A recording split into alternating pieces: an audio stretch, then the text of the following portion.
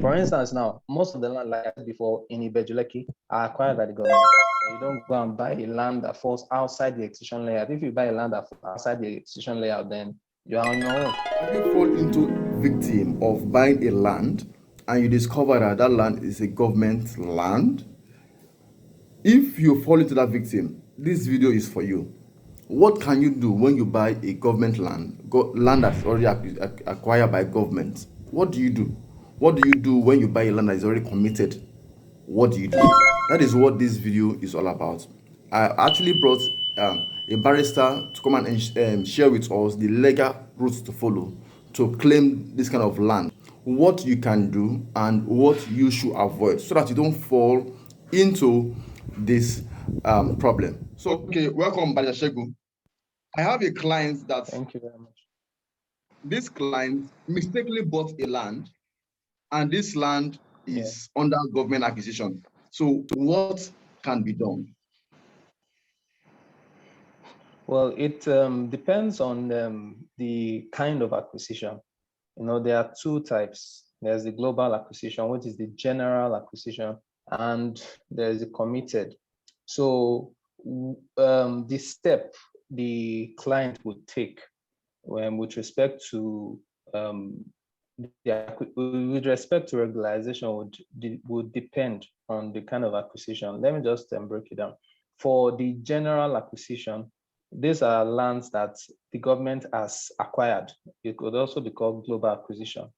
For the committed lands, which also is an acquired land, those are lands that the government has designated for a particular purpose. General acquisition or land subject to general or global acquisition may not necessarily be designated for a particular purpose. They are acquired by the government, maybe for a future use or something.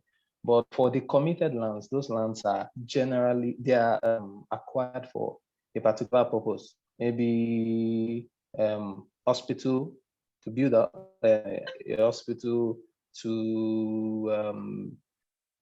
all these government housing schemes.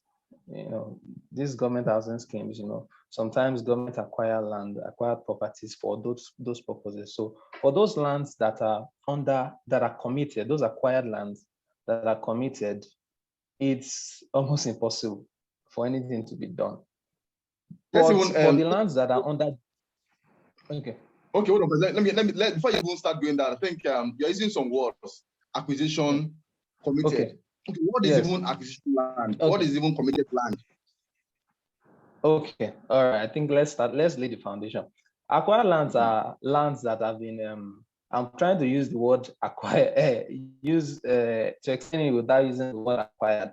These are lands that have been taken by the government. They are lands that have been acquired by the government. Now, for instance, a lot of lands in the Bejuleki, they are lands that have been taken by the government. Now, there's a line of distinction between the acquisition. Land acquisition is an overarching word, under which two types of acquisition falls under, which is a general and the committed. I hope I'm making a point right now. Continue. Which is a general. Yes. So for the general, both lands on global and lands under committed are acquired lands.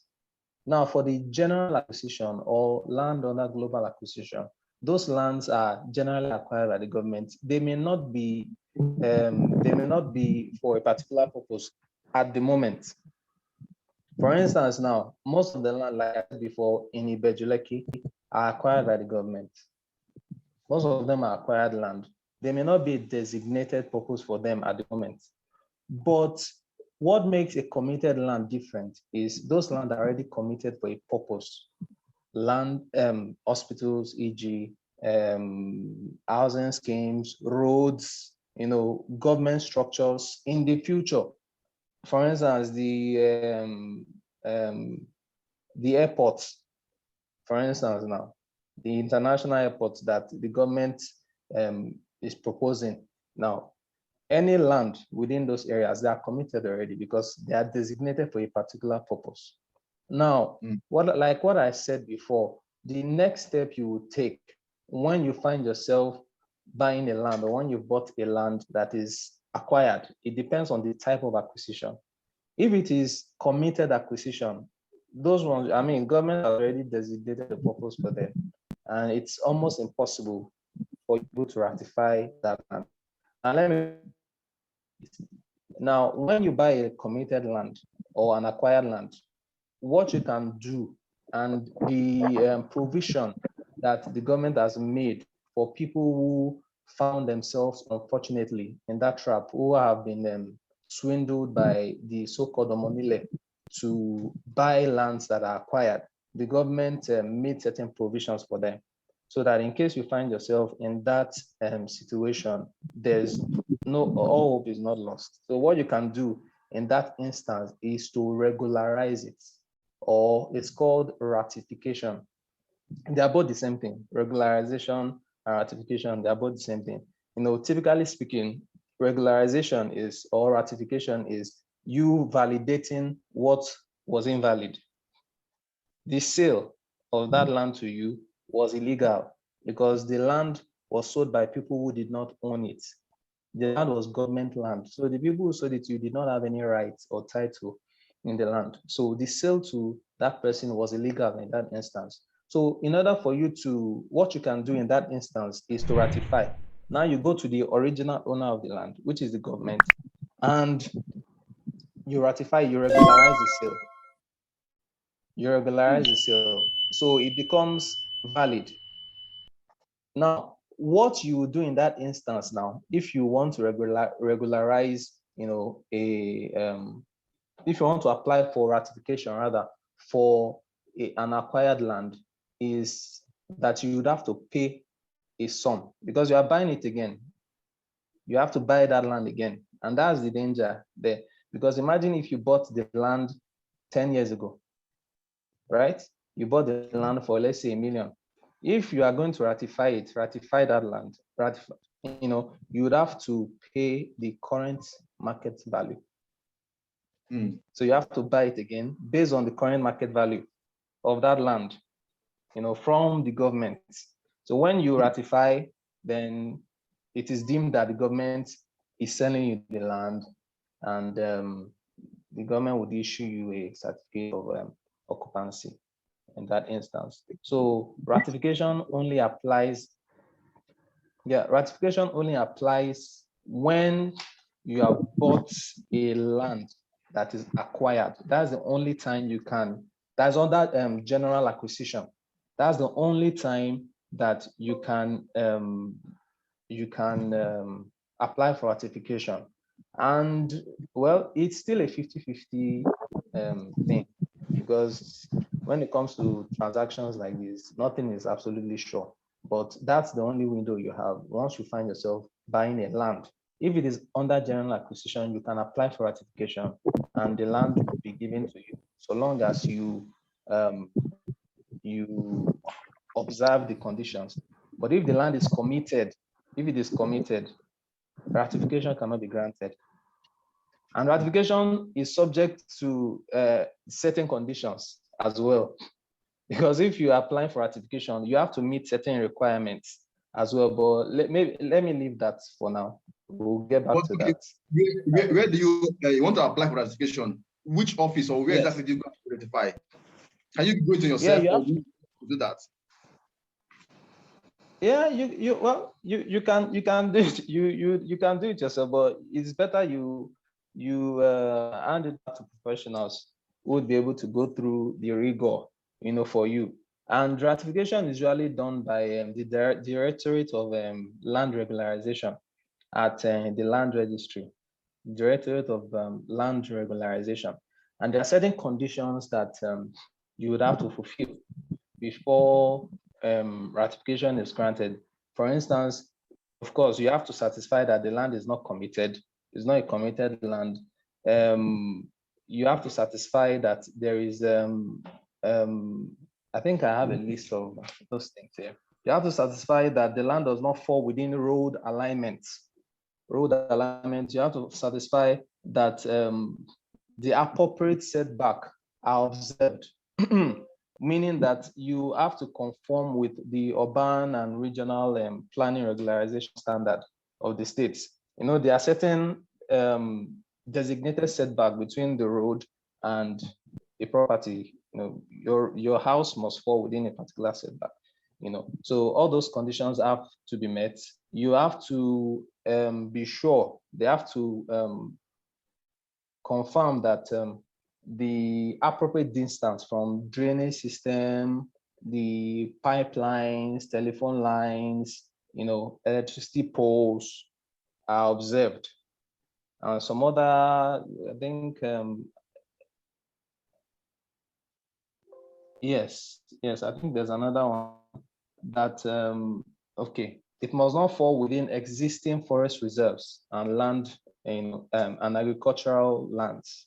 So those and many other, I'm just giving an example of some of the things that you have to satisfy. That's where you need a professional. They will state everything out for you, but you have to satisfy those things. So the mere fact that it's an acquired land, does not mean you can just go to the Directorate of Land Regularization and apply for ratification. It has to satisfy some of these things that I've mentioned. Some of these things that I mentioned, before the ratification, the application is even considered in the first place. Okay. Can you have a land that has CFO or doesn't have government consent? Can the government come later, after a couple of years, after you've bought the land, you have your own title, good title, not anyhow title? Can the government come later and take the land from you? Yes. The government can. Yes, for overriding public. So in that case, overriding public interest. Okay, in that case, does it fall under land acquisition? Okay, because when you bought it, and sure, for them to give you title means that it was free. It was free, and that's why they give you the title. But now you give your title, how would government would just come? They just wake up and just take your land. Why would that happen? Yeah. Section 43 of the Constitution provides for the right of every person, every citizen to own a property, to own a land in Nigeria. But Section 44 also grants the government the right to acquire such properties for overriding public purposes, overriding public use. For instance, let me give you an instance. This Penn Cinema Bridge, I know you were familiar with that bridge around that Penn Cinema. If you observe, some houses were demolished. In Agege, right? Some houses, in Agege, some houses were reclaimed. In that instance, that's for overriding public use. So in such an instance, for overriding public, that's the only exception. That's the only that's the only condition for acquisition by the government. Even if you have all your documents, if you have a valid title to a particular land, the government can only acquire it on the ground of overriding public use or purpose. If the government acquires it and transfers it to maybe a company or an individual, then that acquisition becomes invalid. You get the point now? Yeah. So if the government is acquiring it, it must be solely for the purpose of overriding public interest, solely for the purpose of overriding public interest, and not for any other reason. Otherwise, the acquisition will become invalid.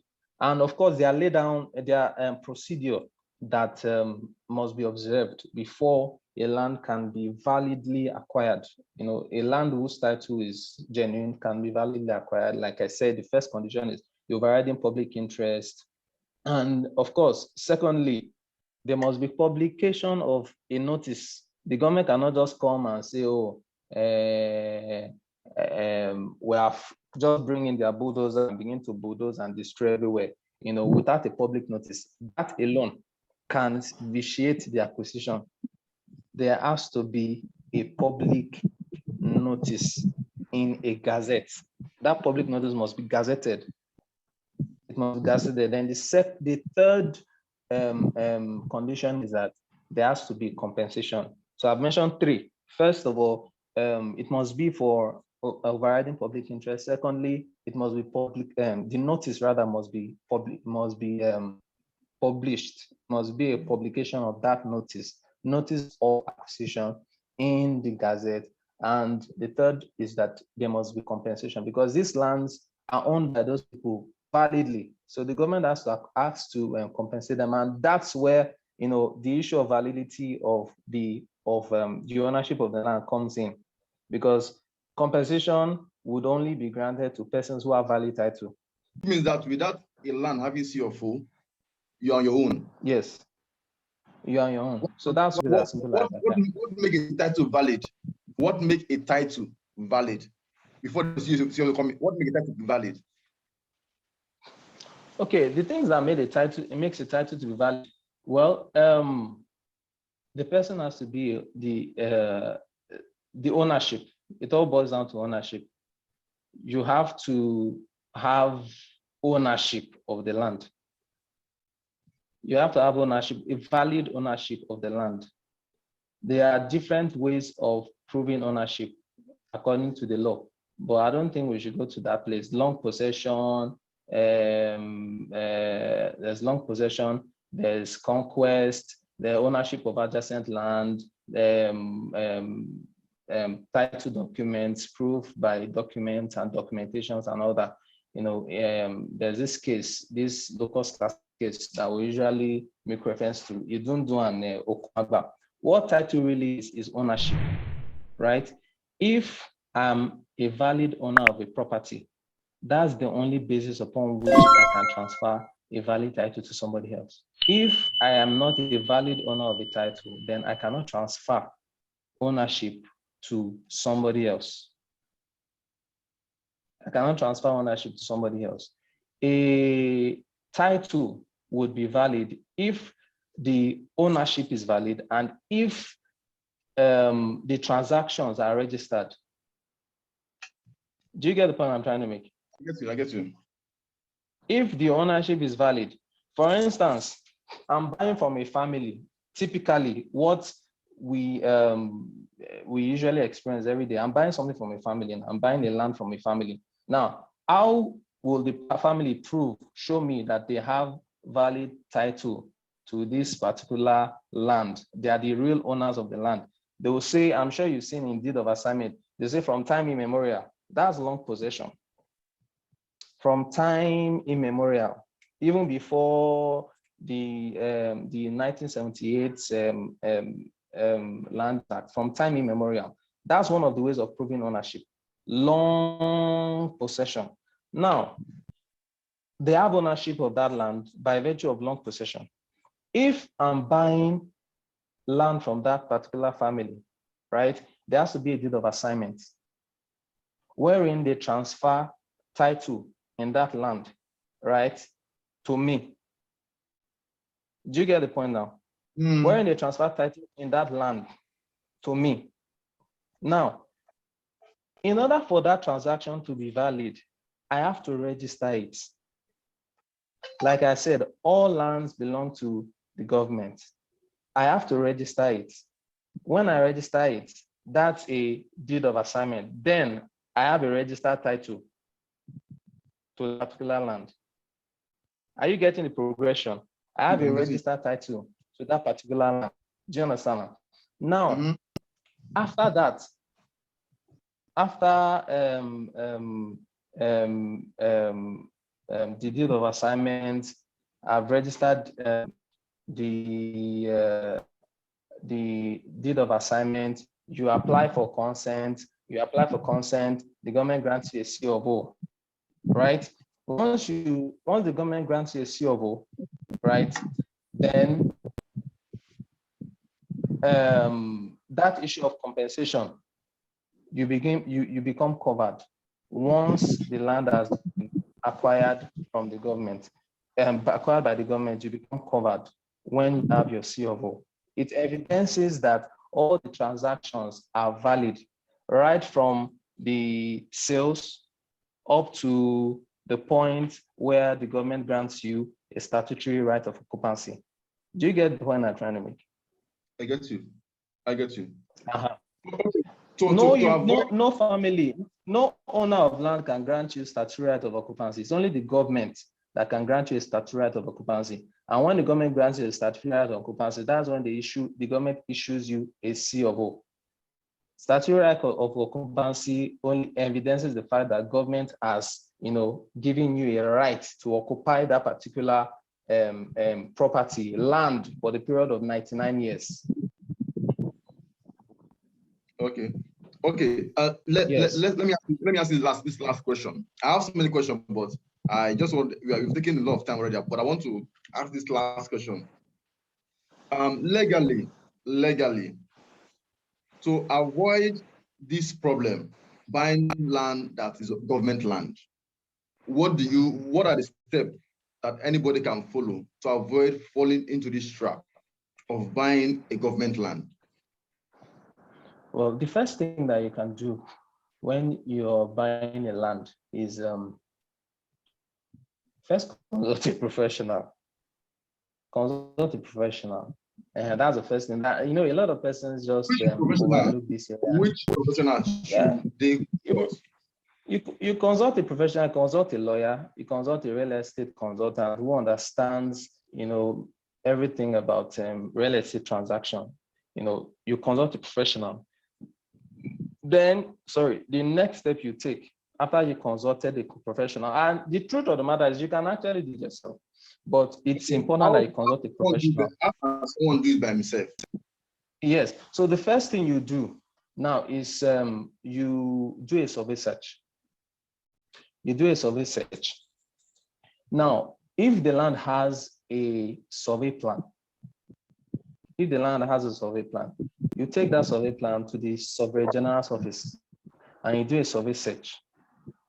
Now, when you do a survey search, you will get you'd be informed whether that land, whether that land is under acquisition or not. Do you get what I'm trying to say? They take the coordinates in your survey search, chart it against the use that coordinate to determine whether the land is under acquisition or not. If there is no survey plan in respect of that particular land, then you can get a survey or chart the coordinates of that land. Every land has a unique coordinate, just like your fingerprints. Every land has a coordinate unique to them. So you take the coordinates of the land, you take it to the Surveyor General's office for charting.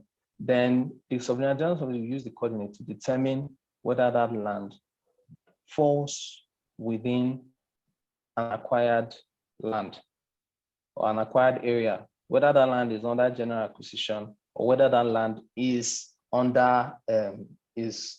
committed. So I think that's even the most important thing you must do. The first and the most important thing you must do when you're buying a land: survey. Do a survey search. If there's no survey plan, you chart the coordinates of the land, because that's the foundation of everything. At least once you do that, you are guaranteed, or you are sure that that you can proceed. You take the coordinates on the land, then you take it to the Surveyor's office for charting, and they will use it to determine whether the land falls under government acquisition, and you know whether it's under general or under committed. So that's the first and most important thing that you must do when you're buying a land. First step. Second step, when you have found out whether the land is acquired or not, if the land is acquired, if it's general acquisition, then you can apply for ratification. If it is committed, well, may God help you. But if the land is not under acquisition, then you can proceed with them. And there are certain things that these people, one of the particular reasons why this survey search is very important, why taking coordinates of the land is very important, is that some of these dubious, they can actually give you a survey plan, right? A survey plan that falls within another land. whose coordinate falls within another land. Do you understand what I'm trying to say? I'll give you a survey plan whose coordinates falls within another land. So when you take it to the surveillance office will look at it and say, okay, this land is doesn't fall under government acquisition. You understand now? But that's a wrong survey plan. They gave you a survey plan for another land. Do you understand? Whatever you take to the surveyor general's office would only determine the status of the land in respect to which that particular survey plan was made. That's why it's important for you to chart it. You chart, take the coordinates of that particular land and go, to the surveyor general's office. Then they will tell you whether it's under acquisition or not. And through that, you'd even be able to know whether the information on that particular survey plan is correct. Because the coordinates has to align with the coordinates on the survey plan. Do you get what I'm trying to say? The coordinates you take has to align with the coordinates on the survey plan. So that's what they do. Sometimes some of these dubious people just give you survey plan in respect of another land. You will take it to the surveillance office, you come back and say, oh, the land is okay. But you've just been duped. You understand? Even for excise land, do you understand now? Lands under, even if the land is under this thing, excision, you understand now, you still need to do your survey search just to ensure that the land falls within the excision layout, so that you don't go and buy a land that falls outside the excision layout. If you buy a land that falls outside the excision layout, then you're on your own. You understand? So I mentioned the survey plan, and you do your physical inspection of the property. Do your physical inspection, because now that survey plan only deals with the government. I've been able to know that I don't have a problem with the government. Now I need to know whether the person that wants to sell me the land actually has valid title over that particular land. That's where you do your physical inspection. You do your underground work. You carry out your investigation, family investigation. If it's a family land, you have to carry your investigation to ensure that the person that is selling you the land, because in a family land, you can't just sell a family land. Family land does not belong to anyone; it belongs to the whole family. So if a family land, a family land is being sold, you have to ensure that that particular land, the signatories are the right signatories to that particular land. For instance, the head of the family has to sign, and other members to have to sign for a family land, for a valid transfer to take place in respect of a family land. So you have to be ensured that the people selling the land to me, they have the rights to sell the land. If any principal member outside the family, the head of the family sells the land to you, that land is voidable. It's void rather. It's void. There's nothing you can do. If the family head himself sells the land to you, right, the transaction is voidable, in the sense that once the other principal members, if the family head sells without the consent of the other principal members, it's voidable. And the sense that at the moment the other principal members find out that such a land has been sold to you, right, and they raise an issue, the transaction can be invalidated. So you have to ensure that the appropriate persons sign it. You understand? The appropriate persons sign it. And if it is a land that has been sold to an individual, you have to ensure, and there is a deed of assignment, registered deed of assignment. You have to take it to the lands registry just to be sure that the person that has title over that land is the person that has title over that land. So you have to be sure. You have to request for the necessary documents. Sometimes some of these people, once you begin to request for some of these documents, they begin to raise issues. Some of them become angry and all that. Those are red flags. Those are indications that there's something. Once you begin to ask for the necessary documents, you ask for receipt, you ask for deed of assignment, you ask for all these documents and survey plan, and they begin to, sometimes they use aggression just to sway you to sway you and to make you probably believe that the land is theirs. You don't fall for that, because those are tactics. And as a matter of fact, those are even red flags to show you, because if there's nothing to hide, you wouldn't be angry. Moreover, survey plan is a public document. Some of them say, no, the owner of the property does not want to show you, does not want. I'm not asking for the original. I'm just asking for photocopy.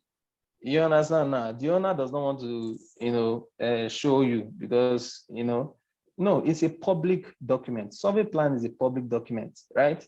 It's not a private document. Your registered deed of assignment is a public document. You get now, so you have to show me for me to be able to do my search, the necessary search, just to ensure that the title is valid. I'm buying a good land, with a good title. There are different searches that you can also do. There's probate, search. You can do search at the register, at the CAC. You do search at the land registry. Just to ensure, with the documents that you are giving, just to ensure that you have a valid title in respect of that particular land. So wow, that's where you need your professionals. They'll be able to guide you through the whole process. It's a step-by-step process, so that you don't fall a victim to Omonile or these dubious people. Yeah, I appreciate what you just did. You just analyze everything from the beginning to the end. You just analyze everything from the beginning to the end, and I appreciate this. So in a nutshell, what this simply means that you want to buy a land to avoid problem, run away from Monile, buy from a reliable real estate company, and consult your professional. Consult a professional realtor like me, or consult a lawyer, consult a surveyor to help you out, instead of you thinking that you're a man, you can do all things. So these are people you need to consult. And there are a lot of things we can share on this video. But let's end it here. Barrister Shegu, we're going to bring you again to dissect another topic. But let's just end it here with what you've shared so far. I believe that another topic, when the topic is ready, I will surely let you know, so that we can talk about another topic. This particular question or this particular topic was actually asked by one of my clients. He actually bought a land from Monile and is facing this challenge. So I said, okay, let me bring a lawyer to come and say it from the legal part of it. So so you've learned from this. So in order for you to fall into to be a victim, try to avoid this thing. Consult professionals to help you out. Consult me, I can help you out. A lawyer can help you out. A surveyor can help you out. So once again, I appreciate you, Barrister Shegu, for creating time out of your busy schedule to come to this program. So I hope next time you will be available when I call you again. Yes, most definitely. Thank you very much for having me. Thanks a lot. I really appreciate this. So we'll end it there. So we'll continue some other time. Thanks a lot. I really appreciate this. You.